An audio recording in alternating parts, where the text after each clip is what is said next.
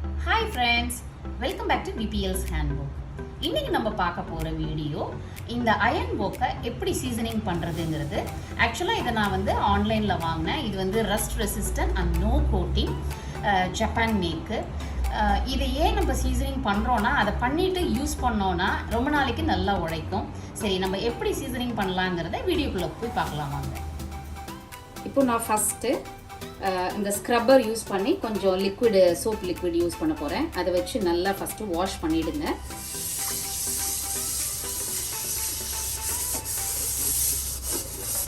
ஏன்னா இது நம்மளுக்கு ஆன்லைன்லேருந்து வரும்போது என்ன பண்ணுவாங்க, அவங்க வந்து இதில் ஆயிலெலாம் தடவி, ஏன்னா இது நல்ல கண்டிஷனில் இருக்கணுங்கிறதுக்காக அந்த மாதிரி அனுப்பிச்சிருப்பாங்க. ஸோ அந்த கெமிக்கல்லாம் நம்ம ரிமூவ் பண்ணுறதுக்காக நம்ம இப்போ ஃபஸ்ட்டு இந்த சோப்பெல்லாம் போட்டு வாஷ் பண்ணுறோம்.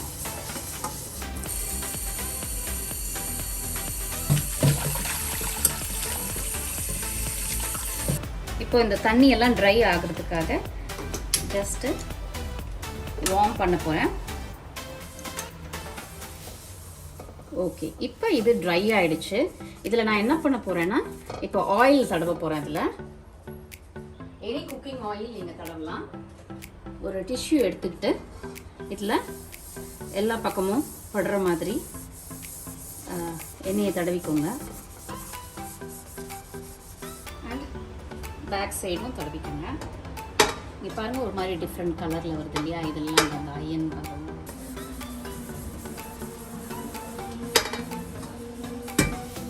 இதில் நான் கொஞ்சோண்டு எண்ணெய் ஊற்றி ஒரு 15 to 20 மினிட்ஸ் கொஞ்சம் மீடியம் ஃப்ளேம்லேயே வைக்க போகிறேன்.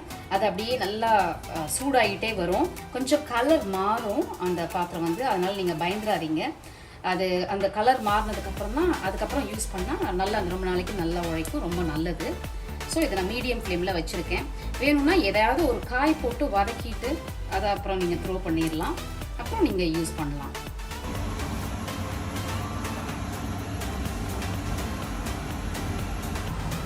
ஓகே, இப்போ வந்து இது 1/2 hour அடுப்பில் வச்சுருந்தேன் மீடியம் ஃப்ளேமில்.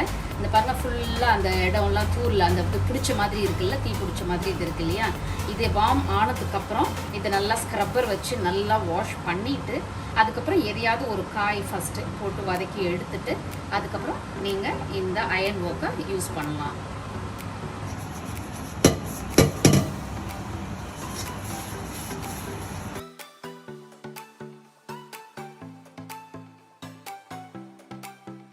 ஓகே, இப்போ வாஷ் பண்ணதுக்கப்புறம் ஃபஸ்ட்டு ஒரு கொஞ்சம் ஆயில் விட்டு ஒரு வெங்காயம் போட்டு வதக்கி எடுத்துக்கலான்னு இருக்கேன்.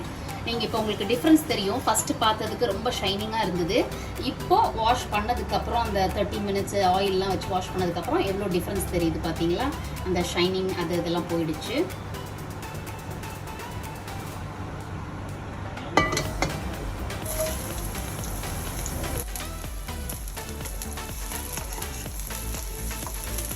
இப்போ அயன் வோக் ரெடி ஆயிடுச்சு குக் பண்ணுறதுக்கு.